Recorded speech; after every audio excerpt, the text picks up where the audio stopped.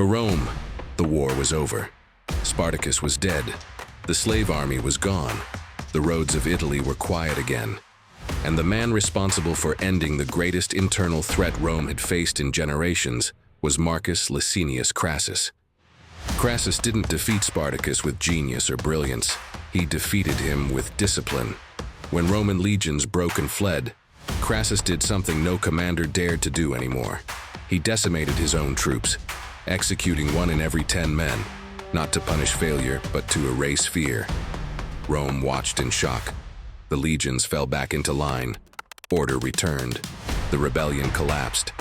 Crassus had done what the Senate could not, what consuls had failed to do, what Rome itself had feared might be impossible. He saved the Republic. But victory did not bring him what he expected. There was no triumph worthy of the moment, no universal admiration, no elevation to Rome's highest rank. Instead, another man arrived late to the war, Pompey, and claimed part of the credit. The people cheered Pompey. The Senate praised Pompey. History began shifting the spotlight away from the man who had actually finished the fight. Crassus noticed. He was the richest man in Rome. Now he was its savior. And yet, he was still second, still overshadowed, still spoken of with caution, not reverence. Crassus had crushed Rome's greatest rebellion. But as the city celebrated its survival, one truth settled in his mind. Winning the war had not made him powerful. It had only shown him what he still lacked. Crassus had what every Roman claimed to want. He had ended a war that terrified the Republic. He commanded loyal legions. He possessed more wealth than any man alive in Rome, but Rome did not love him. It used him. The people admired conquerors. They celebrated heroes who expanded the Republic's borders. They remembered men who brought home foreign victories. Crassus had done none of that. He had crushed slaves, necessary work, dirty work, the kind Rome wanted done, but never honored.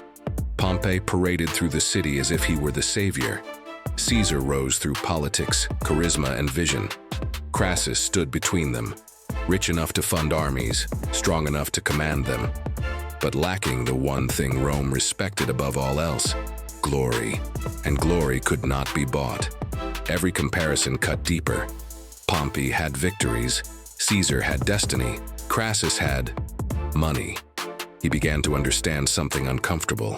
In Rome, stability did not create legends, defense did not create legacy, only conquest did.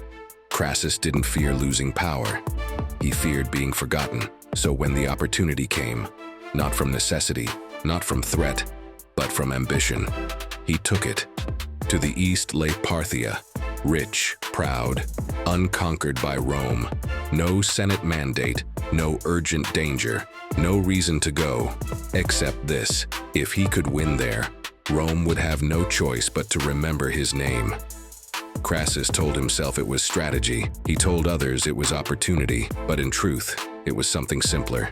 After saving Rome, he still wasn't enough. So he chose the one path that promised what victory at home never gave him: immortality. Crassus did not march east because Rome demanded it. He marched because he needed it. There was no declaration of war approved by the Senate, no clear provocation, no strategic urgency. Experienced commanders warned him. Allies advised restraint. Omens were read and ignored.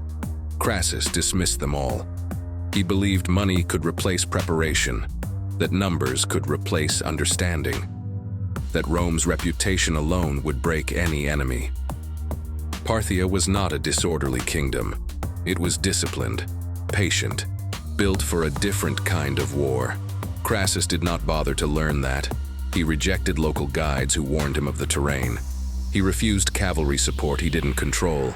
He pushed forward into open plains, the one place Parthia was strongest. This was the moment where ambition crossed into arrogance. At Battle of Carrhae, the Parthians didn't rush him. They surrounded him, harassed him, withdrew, returned.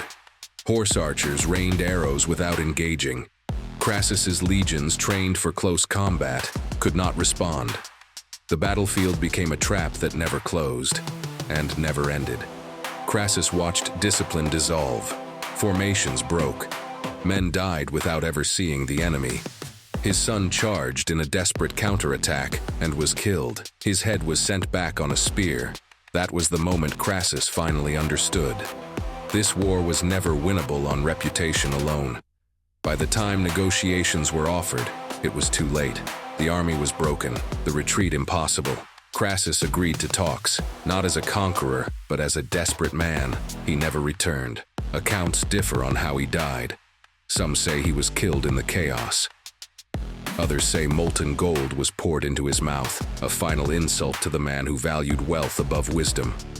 The richest man in Rome died far from Rome, not defeated by rebellion, not betrayed by allies, but undone by the victory that made him believe he was invincible. Crassus's death did not simply remove a man. It exposed how far the crisis had already gone. Crassus had crushed rebellion.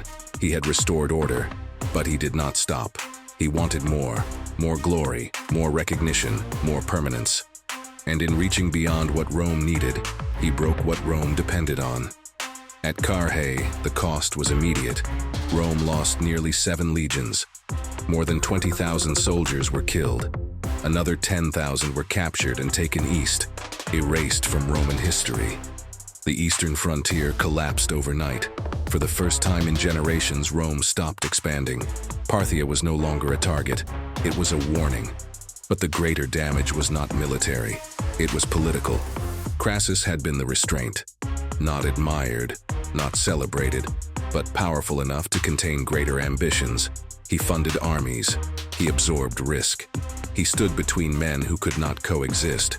When he died, that restraint disappeared. Pompey remained powerful but isolated.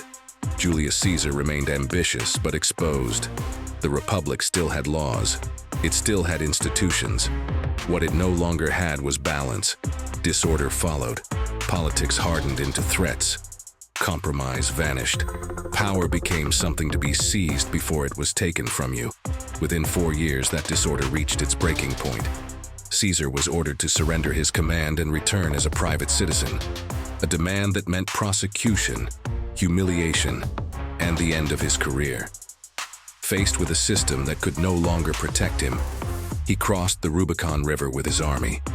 In that moment, the civil war did not begin. It was already inevitable. Crassus had saved Rome from rebellion. But by taking the crisis too far, he helped create the disorder that made the Rubicon unavoidable.